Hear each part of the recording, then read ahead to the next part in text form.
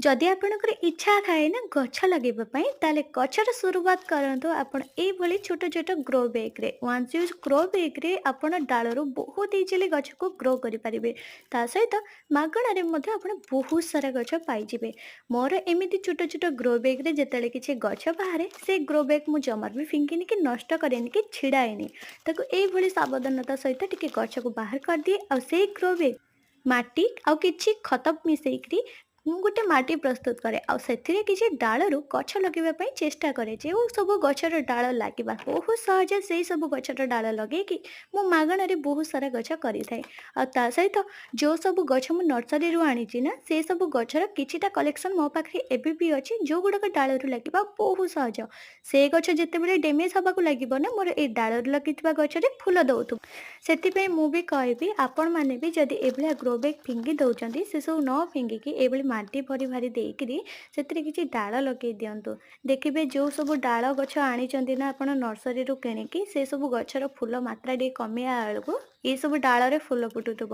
ଆଉ ଇଏ ଗ୍ରୋଥ୍ କରିବାକୁ ବହୁତ ହି କମ୍ ଦିନ ଲାଗିବ। ମୁଁ ଏଠାରେ ଯେଉଁ ମାଟି ଭରିଛି ଏଥିରେ ଆମର କିଛି ନର୍ସରୀ ମାଟି ଦେଇଛି ତଳ ଲେୟାରରେ, ଉପରକୁ ଦେଇଛି ମୋର ଘର ତିଆରି ମାଟି ଯେଉଁଟା ଗୋବର ଖତ ସହିତ ମାଟି।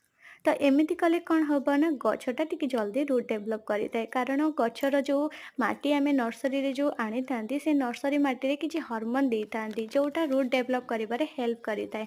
ସେଥିପାଇଁ ସେ ମାଟି କିଛି ଅଳ୍ପ ରଖନ୍ତୁ ଗ୍ରୋ ବ୍ୟାଗ୍‌ରେ ଆଉ ନିଜେ ବନେଇଥିବା ମାଟି କିଛି ଦେଇକିରି କିଛି ଡାଳ ଲଗାନ୍ତୁ। ଦେଖିବେ ସେଇ ହରମୋନ୍‌ର ଟିକେ ବି ଯଦି ପରସେଣ୍ଟ ଥାଏ ନା ତାହେଲେ ଆପଣଙ୍କ ଗଛର ଡାଳ ଲାଗିବା ବହୁତ ଇଜି ହବ। ଆଉ ତା ସହିତ ବର୍ଷା ପାଗଟା ବେଶୀ କରି ସହଜ ହୋଇଥାଏ ଏସବୁ ଡାଳ ଲାଗିବା।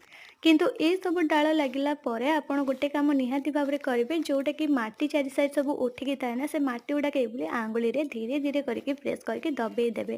କାହିଁକିନା ସେ ମାଟି ଗୁଡ଼ାକ ଚାପିକି ରହିଲେ ପାଣି ଦେଲା ବେଳେ ଗଛର ପତ୍ରରେ କୌଣସି ମାଟି ଲାଗିବନି କି କୌଣସି ଫଙ୍ଗସ୍ ଲାଗିବନି।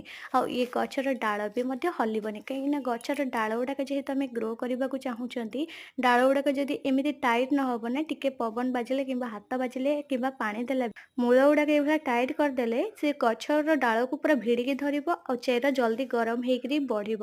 ଯଦି ଚେର ବାହାରିଲା ପରେ ପବନ ହେଇକିରି ଯଦି ବି ଟିକେ ଗଛ ଡାଳ ହଲିଗଲା ନା ତାହେଲେ ସେଇ ଚେର ପାଖରୁ ହିଁ ପଚିବା ଆରମ୍ଭ କରିବ। ଯେହେତୁ ଏ ବହୁତ ସଫ୍ଟନେସ୍ ଗଛ ତ ସେଥିପାଇଁ ଏସବୁ ପ୍ରତି ଟିକେ ଧ୍ୟାନ ଦେଇକି ଡାଳ ଗୁଡ଼ାକ ଲଗେଇବେ। ତ ଆଜି ବ୍ଲଗ୍‌ଟି ଭଲ ଲାଗିଥିବ ଆଶା କରୁଛି। ଯଦି ଭଲ ଲାଗିଥିବ ଗୋଟେ ଲାଇକ୍ ସେୟାର କରିଦେବେ। ପୁଣି ଦେଖା ହବ ନୂଆ ଭିଡ଼ିଓରେ ରହିଲି। Bye bye.